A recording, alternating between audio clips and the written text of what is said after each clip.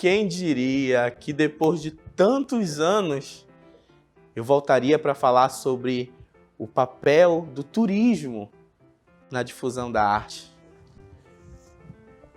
Eu sou Eduardo Gonçalves Ribeiro, primeiro governador eleito do estado do Amazonas, nascido do Maranhão, filho de uma escrava, filho de uma família muito humilde, mas com muita força de vontade venci na vida.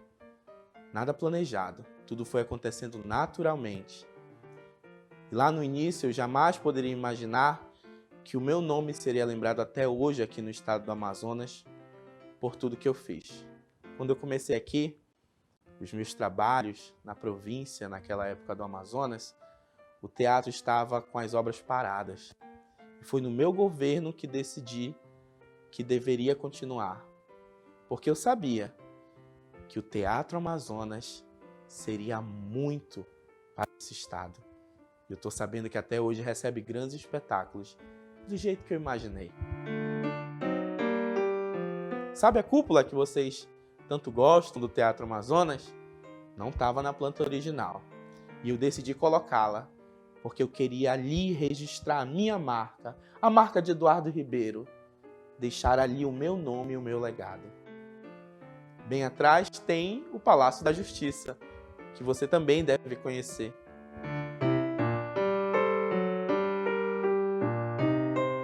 Ponte de Ferro da 7 de Setembro, imprensa oficial, reservatório do Mocó. Quem diria que Manaus teria energia elétrica primeiro que Paris? Para vocês verem o quanto que trabalhei para o estado do Amazonas. Fiz muita coisa, né? E o plano de modernização? Cheguei aqui, Manaus parecia uma aldeia. Para você imaginar, Manaus estava com as ruas todas em barro. Características de uma aldeia que vocês conhecem hoje como Manaus, naquela época era Manaós, a mãe dos deuses. Vindo do termo indígena. E é não só a mãe dos deuses, como é a mãe de muitas outras pessoas, porque Manaus recebe todo mundo, pessoas de todo lugar, com muito carinho, que fazem história como eu fiz aqui no estado do Amazonas. Eu tenho um espaço muito especial aqui, que é o Museu Casa Eduardo Ribeiro, que é hoje minha casa, né? E que era minha casa na época, que hoje virou um museu, onde você pode ir consultar a minha história e vocês vão viver esse momento junto comigo. Porque naquela época era uma casa simples, mas hoje é um lugar de muita história e carregado de muita cultura. Logo que você entra, você se depara com as partes que estavam os meus empregados naquela época, não é? Então, o que era na época o porão era o local onde eles trabalhavam, preparavam a minha comida, lavavam a minha roupa, organizavam o estoque de comida e tudo mais. E hoje lá funciona a administração. Quando você sobe no primeiro piso, você vai se deparar com o encontro das águas, mas não tem água não, tá bom?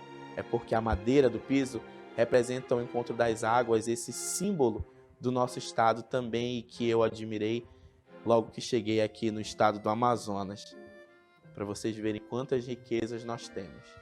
E no primeiro piso vocês vão encontrar o meu gabinete particular, a sala de visitas e o baile de festas. Sim, eu tinha duas residências, além dessa, que é o Museu Casa Eduardo Ribeiro, mas essa eu gostava de fazer e encontrar com os meus amigos, fazer as minhas festas, as minhas reuniões.